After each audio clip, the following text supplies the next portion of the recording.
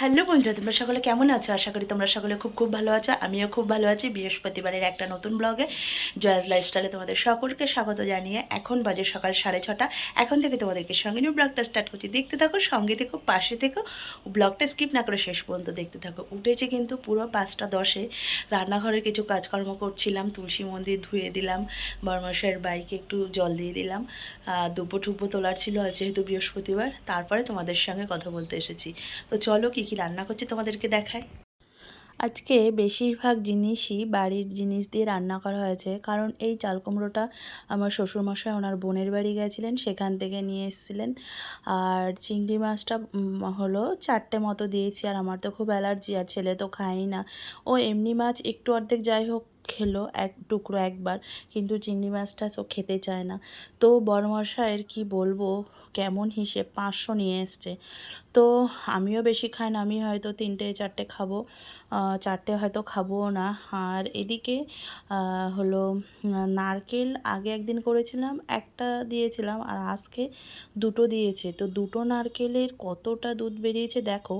আর নারকেলের দুধটা বেশি বেরোয় কী করলে, গরম জলে ভিজিয়ে রাখলে, উষ্ণ গরম জলে মিনিট 5, তো একটা কাপড়ের মধ্যে করে ভালো করে নিংড়িয়ে নিলে, পরিষ্কার কাপড়ে, তো ভালো করে দুধটা বেরিয়ে যায় নারকেলের। আর আমার একটা আর কি সাদা কাপড় তৈরি করা আছে, সেটা দিয়ে পাতলা আর কি ধুতি কাপড় মতো, ওটা দিয়েই নারকেলের দুধ বের করি।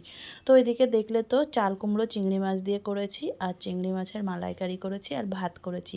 আর সোনা বাবার তো স্কুলে দিয়েছি চাল কুমড়ো আর হলো ভাত, আর ডিম অমলেট একটু এখন দিয়েছি, আর অর্ধেক স্কুলে দিয়েছি। আর এদিকে তারপরে সোনা বাবার খুব খিদে পেয়েছিল, তো বললো মা খেতে দাও। আর এই বাচ্চা দুটোকে পড়িয়ে নিই 8:45-টার দিকে। তো বাচ্চা দুটো যথারীতি পড়তে চলেও এসেছে, ওদেরকে পড়িয়ে নিচ্ছি, আর এদিকে সোনা বাবাকেও পড়িয়ে নিচ্ছি। ও 8টার দিকে খায় প্রত্যেক দিন সোনা বাবা, কিন্তু আজকে 7:30টার দিকে খেয়েছে, বললো মা আমার খুব খিদে পেয়েছে। তো ওকে খেতেও দিলাম। আর আজকে বৃহস্পতিবার ছিল, ঠাকুর ঘরে অনেক কাজ ছিল। আর কিছু কাজ আমি পরিষ্কার পরিচ্ছন্ন কাজ, যেমন তুলসী মন্দিরটা আমার প্রত্যেক দিন ধুতে হয়, এছাড়া এমনি সার্ফ বা শ্যাম্পু দিয়ে বৃহস্পতিবার করে ধুই, তো সেটা আমি আগের দিন করে রাখি। আর ঠাকুরের জামা কাপড় পাল্টানো আগের দিন করে রাখি, কারণ ওই দিন একেবারে সব কিছু করতে আমার কষ্ট হয়ে যায়। আর এছাড়া তো ছেলেকে সামলাতে হয়, ও যেহেতু ইংলিশ মিডিয়ামে পড়ে, ওর কোনো টিচার নেই, ওর পেছনে প্রচুর খাটতে হয়। আর ও তো 6:30টায় ওঠেই। আর আজকে দেখবে ওর উপর দিয়ে আর আমার উপর দিয়ে কত ঝড় বয়ে যাচ্ছে। তারপরে এদিকে রোদের তো বেশি বালাই নেই, আবার বৃষ্টি নামার কথা। তো বড়মশাইকে বললাম একেবারে জিরেটা বেশি করে এনে দাও, 200 গ্রাম মতো এনে দেয়। আমার হলো 1-1.5 মাস চলে যায়, তো একেবারে 600 গ্রাম এনে দিয়েছে, 500 গ্রাম গুঁড়ো করার জন্য আর 100 গ্রাম ফোড়নের জন্য। তো ওই 100 গ্রাম অল্প একটু রেখে ওই আর কি গুঁড়োর মধ্যে যতটুকু গুঁড়ো করব তার মধ্যে অ্যাড করে দিয়েছি। আর অনেকক্ষণ লেগেছে আজকে, প্রায় আধ ঘন্টা মতো। আর বেশি রোদ পাইনি তো জিরেটা, ওই জন্য জিরেটা গুঁড়ো করতে দেরি হয়ে গেছিলো।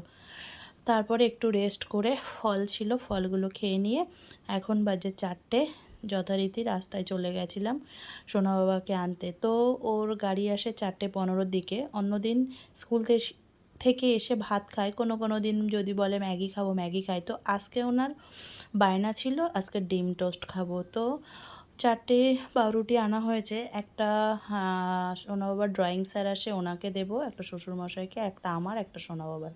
একটা একটা পাউরুটি তো 2 ভাগ হবে।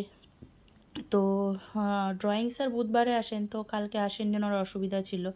তো এদিকে সোনা বাবার বাড়ি আসতে আসতে তো 4:15 বেজে গেছে। এবার ড্রেসপত্র চেঞ্জ করবে, খাওয়া দাওয়া করতেই প্রায় 4:45 বেজে যাবে। আর স্যার আজকে বলেছেন 5টায় আসবেন, কারণ সোনা বাবার আবার 7টার থেকে হলো অনলাইনে ক্লাস থাকে।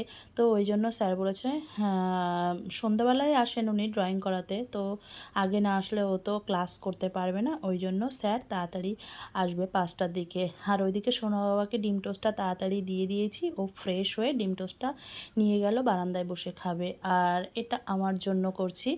তো ওটা তো যথারীতি খেয়ে নিতে বললাম তাড়াতাড়ি করে। আর শ্বশুরমশাই একটু বাজারে গেছে, ওই জন্য ওনারটা আর স্যারেরটা পরে করব। স্যার যখন আসবেন স্যারেরটা আর শ্বশুরমশাইটা একসঙ্গেই করে দেব। তো দেখো সোনা বাবার তো খাওয়া যথারীতি হয়ে গেছে, আর আমারটা খাচ্ছি। আবার হলো একটু যাই হোক তাকাতাকি করছে।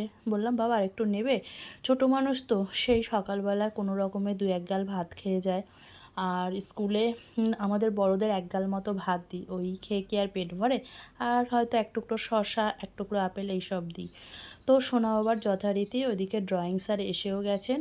আর কালকে একটু মোচা রান্না করব, তো সকালবেলা তো টাইম হয়ে ওঠে না, ওই জন্য এখন মোচাটা কাটতে বসেছি। তো বড়মশাইকে বললাম 5:45 বাজলে আমাকে বলো, তখন উঠে হলো ড্রয়িং স্যারের আর কি ডিম টোস্টটা করে দেবো, কারণ 6:30টার দিকে সন্ধ্যা হয়ে যায়, আবার সন্ধ্যা দিতে হবে।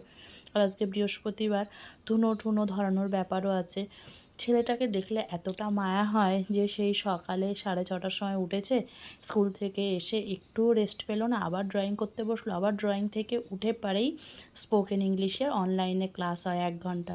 তো যথারীতি মোচাটা অর্ধেক মতো করে আর কি কেটে তারপরে ড্রয়িং স্যারের ডিম টোস্টটা করে দিয়েছি, শ্বশুরমশাইয়েরও। তারপরে যথারীতি ভাত আর আর আর কি ডিম আলুর ঝোল বসিয়ে দিয়েছিলাম। রাত্রে রুটি হয়, তো বড়মশাই বললো কী করবো, আমি বললাম ভাত করে নেবো একেবারে, তো বললো করো। আর ওইদিকে ভাতটা একটু বাকি আছে, তো ভাবলাম সন্ধ্যা পুজো দিয়ে এসে নামিয়ে নেব। আর ডিমটা আর কি ডিম আলুর ঝোলটা ফুটছে, পরে নামিয়ে নেব সন্ধ্যা দিয়ে এসে। তারপরে এদিকে সন্ধ্যা পুজো দিলাম, দিয়ে এসে ভাতটা নামিয়ে নিলাম। আর এদিকেও দেখো আমার ডিম আলুর ঝোলটাও একদম রেডি হয়ে গেছে কিন্তু। এদিকে এখন বাজে 6:45, সোনা বাবা যথারীতি চলে গেছে ক্লাস করার জন্য। আর আমার ফোনটা নেবেও, একটু ক্যামেরা বন্দি করলাম আমার কিছু কাজকর্মকে। তো 7টা থেকে একদম ডট 7টা থেকে ওর ক্লাস শুরু হয়ে যায় কিন্তু। অন্যদিন ঘন্টা দুয়েক মতো ওকে পড়ায়, তো আজকে ভাবলাম বাচ্চাটার উপর দিয়ে এত ধকল যাচ্ছে, ওকে আর আজকে চাপ দেবো না। ড্রয়িং করতে বসলো, সেই স্যার এসেছেন 5টা, 5:45টার দিকে ছেড়ে দিয়েছে, আবার 7টা থেকে 8টা পর্যন্ত স্পোকেন ইংলিশ ক্লাস করবে। তো আমি এদিকে বাচ্চাটার কষ্ট দেখে আমি স্কুলের আর কি কালকে রুটিনে বইগুলো সমস্ত কিছু গুছিয়ে দিলাম। ওই গোছায় আমিও মিলিয়ে নিই দুজনে মিলেই। তো এদিকে সব কিছু কাজকর্ম হয়ে গেছে রান্নাঘরে। তারপরে কিছু বাসনপত্র ছিল, সেগুলো ধুয়ে নিলাম।